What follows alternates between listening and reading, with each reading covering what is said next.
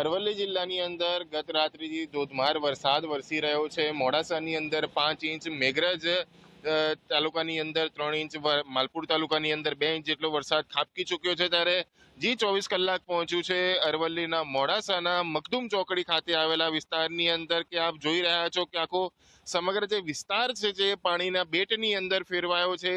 માત્ર 5 ઇંચ વરસાદની અંદર મખદુમ ચોકડી ખાતે આવેલા વિસ્તારોની અંદર, ટ્રાન્સપોર્ટ નગરની અંદર પાણી જ પાણી છે અને તે સિવાય પણ મોડાસાના અનેક વિસ્તારોની અંદર પાણી ભરાયા ગયા છે। આપ જોઈ રહ્યા છો કે આ રિક્ષા ઊભી છે, રિક્ષાના ટાયર પણ જે છે એ ટાયર અડધા ડૂબી ગયા છે અને રિક્ષા ચાલક સાથે વાત કરીશું વરસાદને લઈને। શું નામ છે તમારું?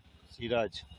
સિરાજભાઈ, મોડાસાની અંદર વરસાદ પડ્યો છે, કયા કયા વિસ્તારોમાં પાણી છે? તમે પોતે રિક્ષા લઈને નીકળ્યા છો, શું હાલત છે?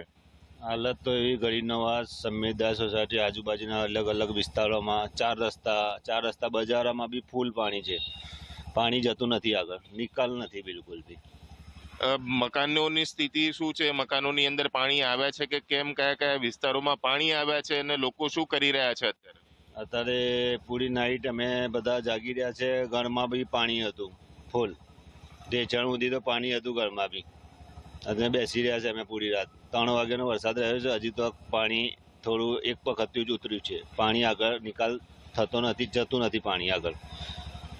તમે આ બાબતે પાલિકાને કોઈ જાણ કરી હતી કે ભાઈ તમારા કોર્પોરેટર હોય એમને કોઈને જાણ કરી હતી?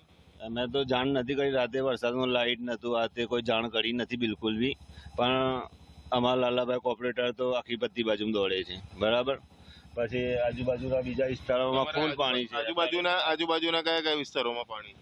સંમેદાસ, ગરીબ નવાઝ, સાબલિયા, આઈજી રેસિડેન્ટ ડુગવા, પેલો ડુગવા રોડ, પેલો આઈજી પેરુંડા રોડ। તો સ્થાનિકો પણ કહી રહ્યા છે કે માત્ર 5 ઇંચ વરસાદની અંદર અરવલ્લીનું મોડાસા પાણી થઈ ગયું છે। ના કોઈ કોર્પોરેટરો દોડી રહ્યા છે, ના કોઈ પાલિકા પ્રમુખ દોડી રહ્યા છે, ના કોઈ તંત્ર દોડી રહ્યા છે। તમામ નિંદ્રાધીન છે। હવે જોવું એ રહ્યું કે પાલિકા ઊંઘમાંથી ક્યારે ઊભી થશે। અરવલ્લીના મોડાસાથી મહર્ષ ઉપાધ્યાય, જી 24 કલાક।